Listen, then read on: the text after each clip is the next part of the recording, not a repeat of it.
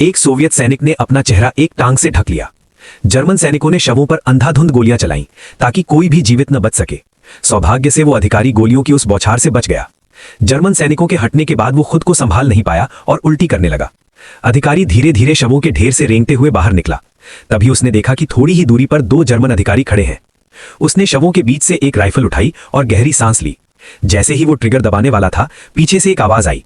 एक नए भर्ती सैनिक ने उसे चेतावनी दी कि बिना सोचे समझे गोली चलाने से उनकी स्थिति उजागर हो जाएगी। लेकिन अधिकारी अपने फैसले पर अड़ा रहा। उसने दुश्मन की ओर निशाना साधा और ट्रिगर दबाया। बंदूक खाली थी। बोल्ट चलाने की कोशिश करते समय उसका हाथ बुरी तरह कांप रहा था। यह देखकर वो नया भर्ती सैनिक आगे आया और राइफल अपने हाथ में ले ली। उसने कुशलता से बोल्ट चलाकर उसमें बची हुई 5 गोलियां चेंबर में डाल दी। फिर उसने राइफल अधिकारी को वापस देते हुए सलाह दी कि विस्फोट की आवाज सुनने के बाद ही गोली चलाना। अधिकारी ने फिर से उन दोनों जर्मन सैनिकों पर निशाना साधा, लेकिन अब केवल एक जर्मन अधिकारी का सिर ही दिखाई दे रहा था, जिससे निशाना लगाना मुश्किल हो गया था। अधिकारी की झिझक देखकर उस नए भर्ती सैनिक ने राइफल मांगी। उसने अपना संतुलन ठीक किया और गोली चलाने की तैयारी की। तभी एक जीप आकर रुकी और उसमें से 3 जर्मन सैनिक उतर गए। अब दबाव और बढ़ गया था। मैगजीन में केवल 5 गोलियां बची थीं, इसलिए हर गोली बिल्कुल सटीक होनी जरूरी थी। जैसे ही विस्फोट की आवाज आई, उसने तुरंत मौका पकड़ लिया। पास खड़ा अधिकारी अभी अभी उन शवों को देख पाया था।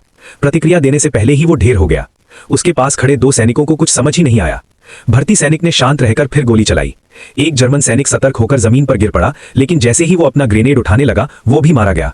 आखिरी बचा सैनिक भागने के लिए मुड़ा। भर्ती सैनिक तुरंत खड़ा हुआ और निशाना साधा।